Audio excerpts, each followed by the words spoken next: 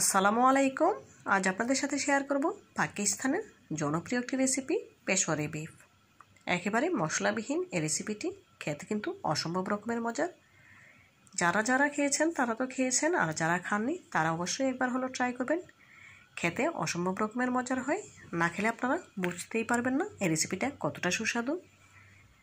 তো বন্ধুরা, কথা না বাড়িয়ে চলুন পেশোয়ারি বিফ রান্নার মূল প্রস্তুত প্রণালীতে যাওয়া যাক। পেশোয়ারি বিফ রান্না করার জন্য এখানে হাফ কেজি গরুর মাংস নিয়েছি। হাড় চর্বি সহ মাংসটা নিতে হবে।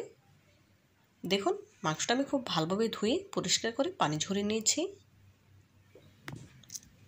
পেশোয়ারি বিফ রান্না করার জন্য প্রথমে চুলে একটি প্যান বসিয়ে নিয়েছি।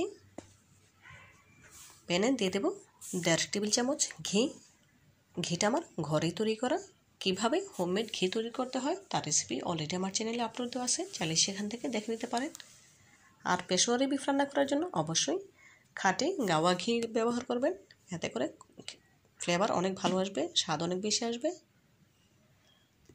পেশোয়ারি বিফে কোনোভাবেই ঘিয়ের পরিবর্তে তেল দিতে যাবেন না, এতে করে খেতে একটু ভালো লাগবে না। পেশোয়ারি বিফ রান্না করার জন্য মূল যে ইনগ্রেডিয়েন্টস তা হচ্ছে খাঁটি গাওয়া ঘি। এখন মাংসটা কিছুক্ষণ নেড়েচেড়ে ভেজে নেব, এতে করে মাংসের কালারটা চেঞ্জ হয়ে যাবে। তো বন্ধুরা, যারা আমার ভিডিওটি ইউটিউব চ্যানেল থেকে দেখছেন প্লিজ ভিডিওটিতে লাইক দিয়ে চ্যানেলটি সাবস্ক্রাইব করে পাশে থাকা বেল বাটনে ক্লিক করে দিবেন, এবং যারা ফেসবুক পেজ থেকে দেখছেন প্লিজ লাইক দিয়ে পেজটিতে ফলো দিয়ে দেবেন। এতে করে আমি যখনই কোনো নতুন রেসিপি আপলোড করবো সবার আগে আপনার কাছে পৌঁছে যাবে।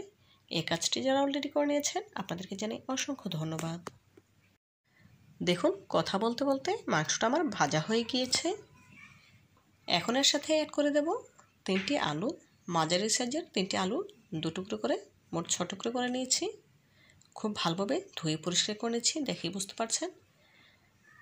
এখন কয়েক মিনিট মাংসের সাথে আলুটা নেড়েচেড়ে ভেজে নেব।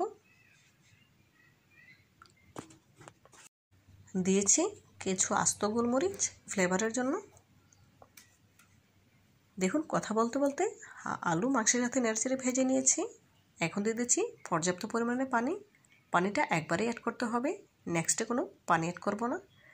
পানিটা এমনভাবে দিতে হবে যাতে মাংসগুলো পুরোপুরি পানির নিচে ডুবে থাকে। দিয়ে দিলাম পরিমাণ মতো লবণ। যেহেতু ঘিতে মাংস আলু ভেজে নিয়েছি সেজন্য ঘিয়ের ফ্লেভারটা চলে গিয়েছে। এখন এর সাথে আরও 1.5 টেবিল চামচ পরিমাণ ঘি অ্যাড করে দিলাম ফ্লেভারের জন্য। এখন ঢাকা দিয়ে বলক তুলে নেব।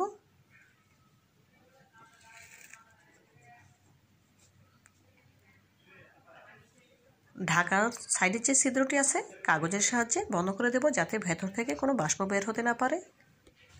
দেখুন, এই পর্যায়ে বলক চলে এসেছে। এখন গ্যাসের ফ্লেম লো হিটে করে দেব। পেশোয়ারি বিফে সাধারণত কাঁচামরিচ দেওয়া হয়, তবে আমি দিতে ভুলে গিয়েছিলাম, সেই জন্য এখন অ্যাড করে দিচ্ছি 4টে কাঁচামরিচ ভেঙে 2 টুকরো করে দিচ্ছি।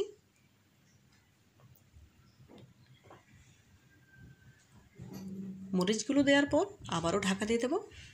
লো হিটে জাল করে নেব প্রায় 1.5 ঘন্টা।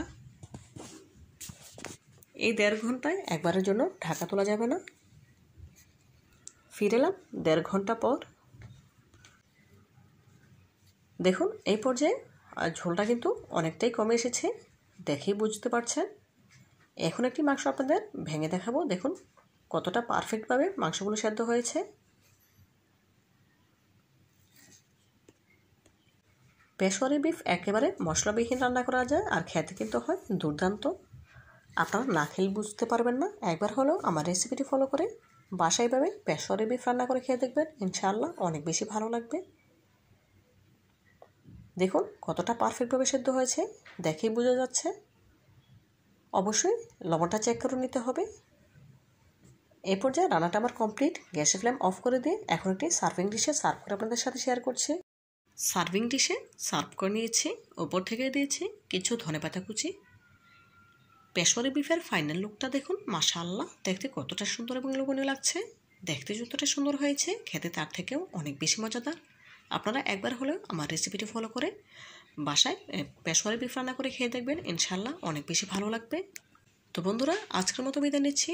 দেখা হবে নতুন কোনো দিনে নতুন কোনো রেসিপিতে। ভালো থাকবেন সবাই, আর আমার জন্য দোয়া করবেন যেন এমন আরও নতুন নতুন রেসিপি নিয়ে আপনাদের সামনে হাজির হতে পারি। পরবর্তী ভিডিও দেখার আমন্ত্রণ জানিয়ে আজকের মতো বিদায় নিচ্ছি। আল্লাহ হাফেজ।